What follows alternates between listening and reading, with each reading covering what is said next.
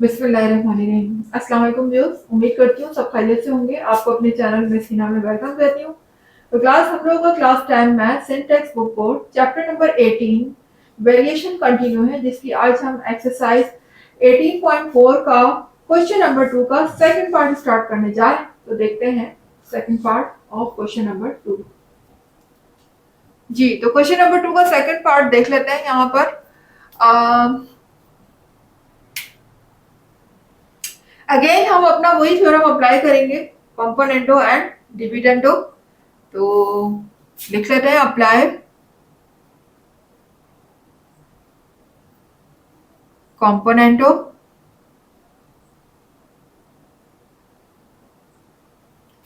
And dividendo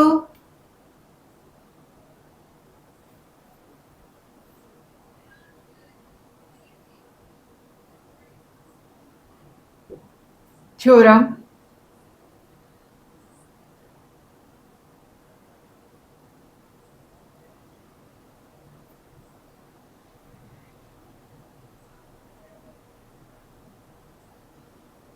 अब कंपोनेंटो and dividendo theorem के मुताबिक ये किसके इक्वल होता है? ये हमारा इक्वल होता है a plus B upon a minus B is equal to c plus D upon c minus D. ठीक है, ये हमारा इसके इक्वल होता है। तो अब इसमें आपको पहले भी मैं बता चुकी हूँ कि क्या हमारा a है और क्या हमारा b है। न्यूमिनेटर की वैल्यू ये वाली क्या है, a के इक्वल है, जबकि डिनोमिनेटर की वैल्यू हमारी जो है वो b के इक्वल है। ठीक है ना, हम मैं यहाँ पर भी आपको लिख के दिखा देती हूँ। देखें, ये ऊपर वाली जो वैल्यू है ये मेरी किसके इक्वल है, a के इक्वल है, जबकि डिनोमिनेटर में जो वैल्यू लिखी हुई है ये किसके इक्वल है, b के इक्वल है। ठीक है, इसी तरह से यहाँ देखिएगा, ये वैल्यू मेरी किसके इक्वल है, c के इक्वल है, जबकि डिनोमिनेटर में जो वैल्यू लिखी हुई है ये किसके इक्वल है, d के इक्वल है।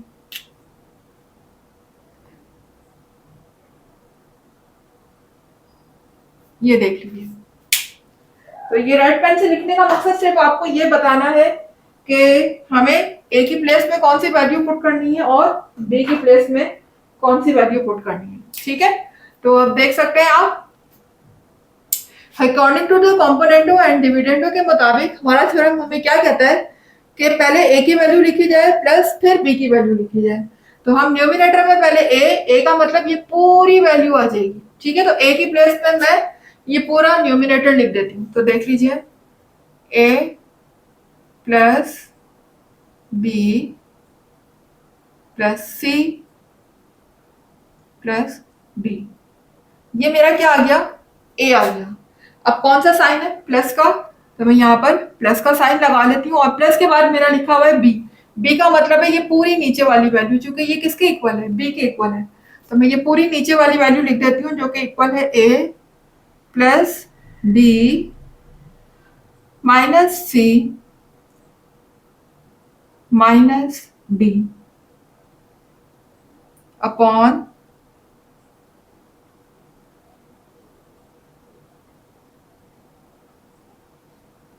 में मेरा क्या लिखा हुआ है, a माइनस बी। तो पहले हम a की वैल्यू यानी न्यूमिनेटर वाली वैल्यू लिखेंगे, ये क्या है, a plus B plus C plus D. फिर आगे क्या है, माइनस का साइन है, तो मैं माइनस का साइन लगा दूंगी, लेकिन माइनस का साइन आ गया है चूंकि, इस वजह से आगे ब्रैकेट आ जाएगी। अब नीचे आगे लिखा हुआ है b, तो b की वैल्यू यानी कि ये डिनोमिनेटर की जितनी वैल्यू है सब आ जाएंगी, a plus B minus C minus D. ये देख सकते हैं आप इस तरीके से। इसी तरह से फिर हम आ जाते हैं अपनी राइट हैंड साइड की तरफ। तो राइट हैंड साइड पे देखिएगा क्या लिखा हुआ है, सी अपॉन डी। अब सी अपॉन डी की जगह हम क्या लिख सकते हैं, सी प्लस डी, यानी सी का मतलब ये ऊपर वाली पूरी वैल्यू, तो जहां सी लिखा हुआ है वहां मैं ये पूरी वैल्यू को लिख देती हूँ, a minus B plus C minus D. तो ये मेरे पास किसकी वैल्यू आ गई, सी की। अब कौन सा साइन है? प्लस का, तो मैं भी लगा देती हूँ यहाँ प्लस साइन। और फिर आगे लिखा हुआ है टी, तो डी के प्लेस में ये नीचे जो डिनोमिनेटर में मेरी वैल्यू लिखी है पूरी लिख दूंगी मैं। ये क्या आ जाएगी? ए माइनस बी माइनस सी। अच्छा क्लास, यहाँ पर जो है माइनस का साइन था, ओ सॉरी प्लस का ही है। अच्छा यहाँ पर देखें माइनस सी हो गया, फिर आगे प्लस डी। अपॉन में देखिएगा,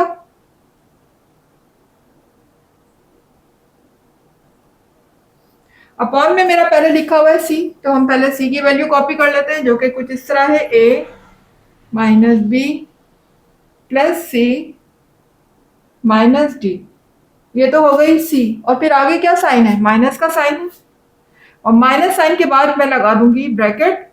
ब्रैकेट लगाने के बाद फिर आगे लिखा हुआ है डी, यानी हम लिखेंगे पूरी नीचे वाली डिनोमिनेटर वाली वैल्यू, जो कि किसके इक्वल है? डी के। तो यहाँ पर आ जाएगा ए माइनस बी माइनस सी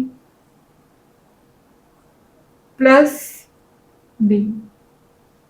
इस तरीके से मैंने सारी अपनी क्वेश्चन की वैल्यू को according to the theorem apply कर दिया है थ्योरम, और उसके मुताबिक थ्योरम के मुताबिक मैंने अरेंज कर ली सारी वैल्यू को। अच्छा अब मुझे क्या करना है? अब मुझे ये देखना है कि किस वैल्यू से कौन सी वैल्यू कैंसिल हो रही है।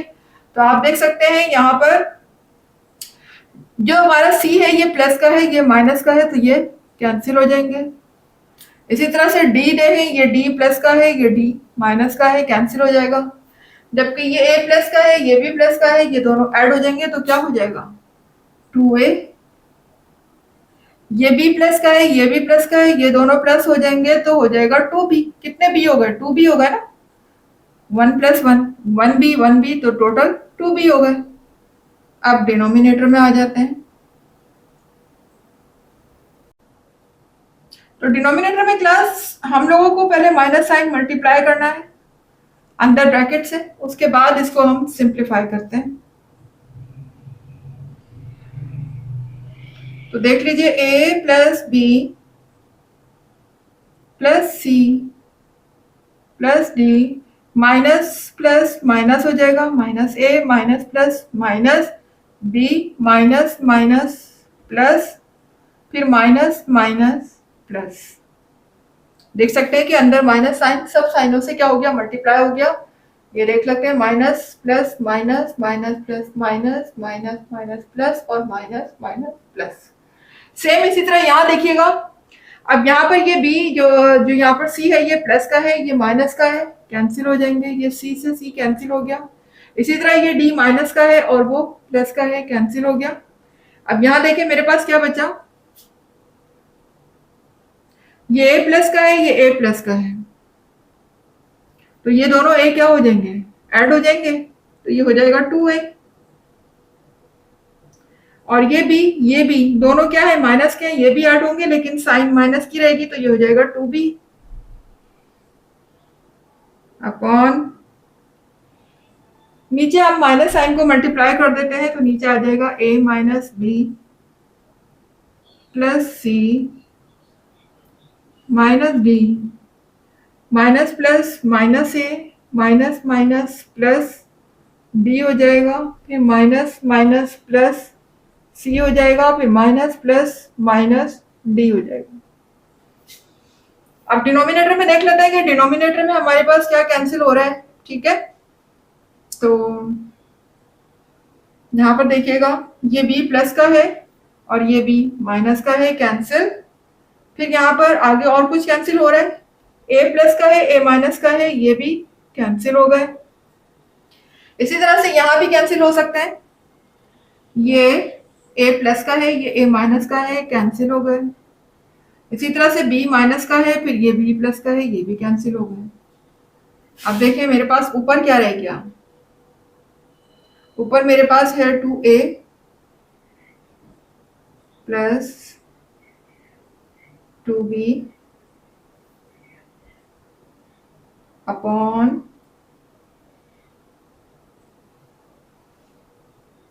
c प्लस का है, यहाँ भी c प्लस का है, 2c जब प्लस हो गए तो कितना हो गए? 1 प्लस 1 2c हो गए।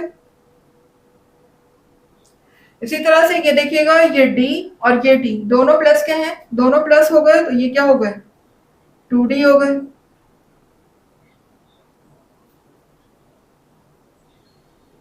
ठीक है क्लास, यहां देखिएगा 2A माइनस 2B,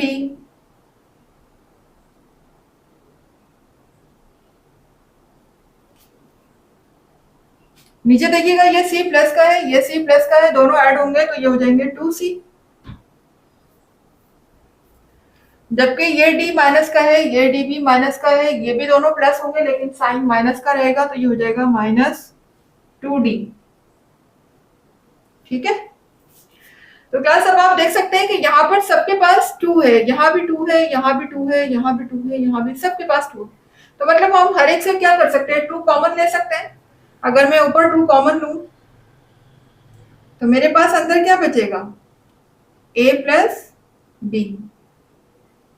इसी तरह मैं नीचे भी 2 कॉमन ले सकती हूँ, तो मेरे पास क्या रिमेनिंग होगा, C प्लस D। ठीक है, सेम इसी तरह से यहां भी मैं 2 कॉमन ले सकती हूँ, तो देखिए ब्रैकेट में क्या बचेगा, A माइनस B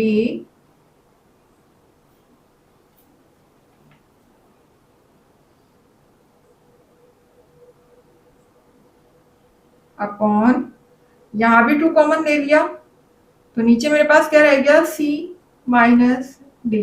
क्या आपको पता है कॉमन आ जाता है तो वो ब्रैकेट के अंदर दोबारा रिपीट नहीं होता। तो यहाँ देखिए ये भी 2 से 2 कैंसिल हो गया, यहाँ भी 2 से 2 कैंसिल हो गया। ठीक है, अब मेरे पास न्यूमिनेटर में क्या रह गया, A plus B upon C plus D।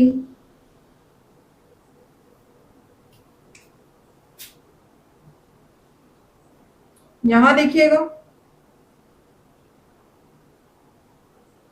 A minus B upon C minus D। तो क्लास देखिए हम लोग सिंप्लीफाई करते करते यहाँ तक तो आ गए हैं। ठीक है, अब हम जरा क्वेश्चन का जायजा लेते हैं कि क्वेश्चन में है हमसे मांगा क्या जा रहा है और हमें क्या चीज लेकर आनी है। तो जरा देखिएगा यहाँ पर लिखा हुआ है A रेशियो B, यानी अपॉन में हमारे पास B की वैल्यू आनी चाहिए, लेकिन एक्चुअली B की वैल्यू नीचे। अब आप देखें यहाँ पर ऊपर अगर हम न्यूमिनेटर में देखें तो A तो आ रहा है कहीं ना कहीं, लेकिन अगर डिनोमिनेटर में देखें तो B कहीं नहीं, तो B यहाँ पर मौजूद है। अगर हम ऑल्टरनेटो की प्रॉपर्टी लगाते हैं तो हम B की पोजीशन को चेंज कर सकते हैं, मतलब हम इसको यहाँ ले आए और इसको वहां ले जाए तो कम से कम A के नीचे B आ जाएगा। इसी तरह से यहाँ देखिएगा ऊपर, यहाँ पर हमारे पास यहाँ न्यूमिनेटर में हमें C चाहिए, जबकि ऊपर C कहीं भी नहीं है, भी नहीं है।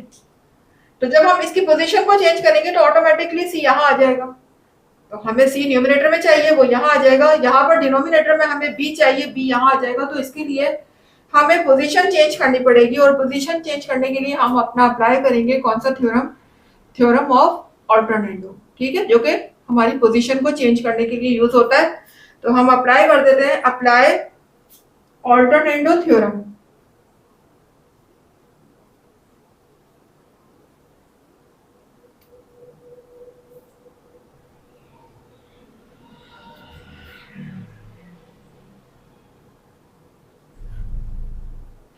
अप्लाई ऑल्टरनेटो थ्योरम के मुताबिक ये वैल्यू हमारी इसके नीचे आ जाएगी और ये वाली वैल्यू यहां चली जाएगी। तो कर देते हैं हम, A प्लस बी के नीचे मैं क्या लिख दूंगी, A minus B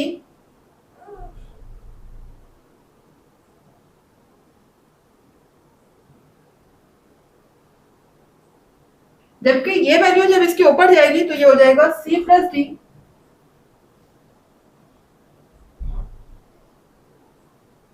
upon C minus D. ये देख सकते हैं आप, पोजीशन चेंज हो चुकी है इनकी। ठीक है, तो क्लास अब यहाँ पर जो है हम ये कर सकते हैं कि पोजीशन तो चेंज हो चुकी है कि नीचे B आ गया, B के ऊपर C चला गया, लेकिन अब हमें जो है, अब हमें करना क्या, हमें तो लेकर आना है A रेशियो B, जबकि यहाँ पर A प्लस बी लिखा हुआ, तो उसके लिए हम करेंगे ये कि यहाँ पर हम अगेन कौन सा थ्योरम अप्लाई कर देंगे? कौन सा थ्योरम? ये वाला apply componendo and dividendo theorem को हम दोबारा से अप्लाई कर देंगे। तो उससे क्या हो जाएगा कि हम इनको एक दफा न्यूमिनेटर में प्लस की फॉर्म में और डिनोमिनेटर को माइनस की फॉर्म में लिख देंगे। तो क्लास वो थ्योरम यहाँ पर मैं अप्लाई कर देती हूँ। तो क्लास हम यहाँ पर अप्लाई करने जा रहे हैं कौन सा theorem? Componendo and dividendo theorem. क्योंकि ये थ्योरम दोबारा अप्लाई हो रहा है तो हम क्या लिखेंगे? Apply componendo and dividendo theorem again. Apply componendo and dividendo theorem again. अब इस थ्योरम के मुताबिक ये आपको ऊपर भी नजर आ रहा होगा कि यहाँ पर ऊपर हमारी क्या होती है? a प्लस बी, नीचे हमारी क्या होती है? a माइनस बी, और c plus D upon c minus D. तो आपको पता है कि ये हमारी जो ऊपर वाली वैल्यू है ये किसके इक्वल होती है? a के इक्वल होती है, जबकि डिनोमिनेटर वाली वैल्यू किसके इक्वल है? b के इक्वल है। इसी तरह ये c के इक्वल है और डिनोमिनेटर वाली वैल्यू मेरी d के इक्वल है। तो जैसे जैसे थ्योरम में वैल्यू लिखी हुई है उसी के मुताबिक हम a की प्लेस में a की वैल्यू, b की प्लेस में b और c की प्लेस में c, इसके अलावा d की प्लेस में d की वैल्यू पुट कर देते हैं। तो देखिए सबसे पहले लिखा हुआ है a प्लस बी। तो जहां a लिखा हुआ है, a हमारा क्या है? a plus B. तो a की प्लेस में मैं क्या लिख दूंगी? a plus B. फिर आगे प्लस साइन है तो मैंने प्लस साइन लगाया। फिर आगे लिखा हुआ है b। b यहाँ पर किसके इक्वल है? a माइनस बी के इक्वल है। तो मैं यहाँ आगे लिख देती हूँ a माइनस बी। फिर अपॉन में देखिएगा जी, तो अपॉन में मेरा लिखा हुआ है a माइनस बी। a के प्लेस में आ जाएगा a प्लस बी।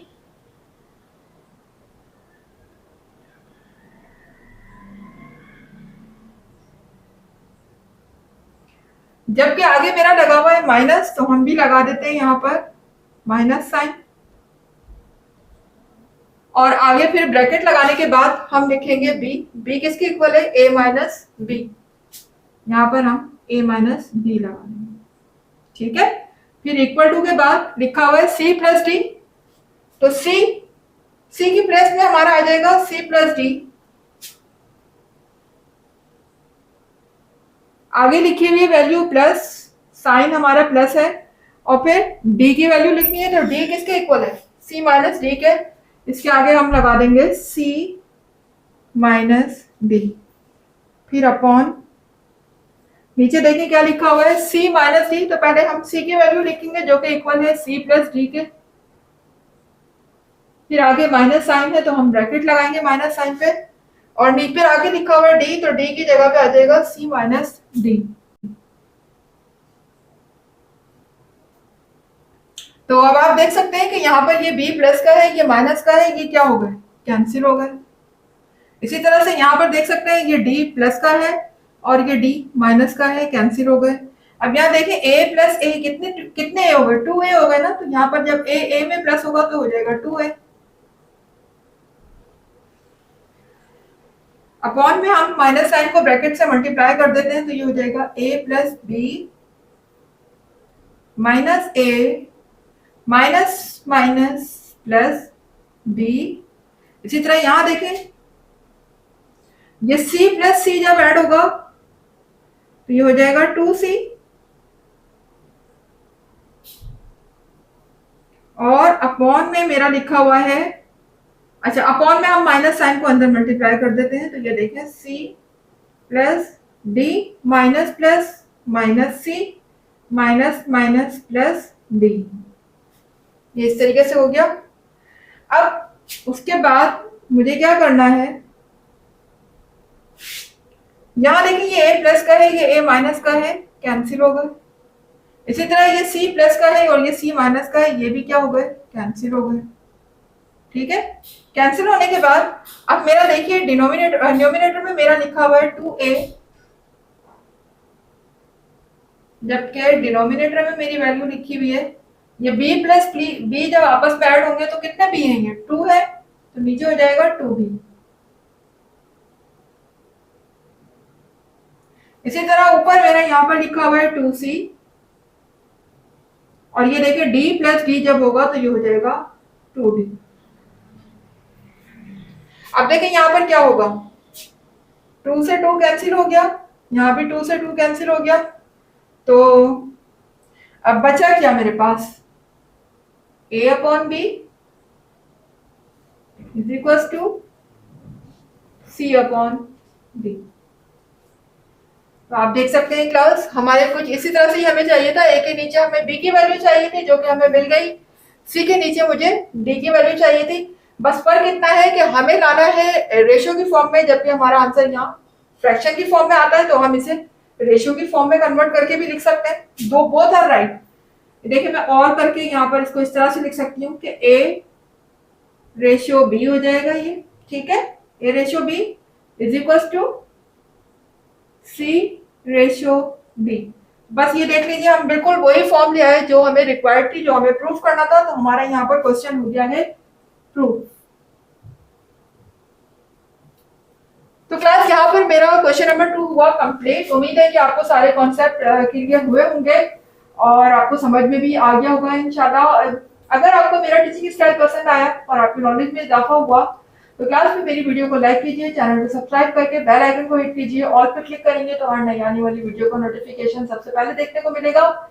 इसके अलावा जितना हो सके मेरी वीडियो को लाइक किया है, शेयर करें, ठीक है, अपने रिलेटिव में, फ्रेंड्स में, और जो भी पढ़ने वाले स्टूडेंट्स हैं 9 टाइम के उन सब में आप वीडियोस को शेयर कीजिए। और मुझे दीजिएगा इजाजत नेक्स्ट क्वेश्चन तक के लिए। अल्लाह हाफिज।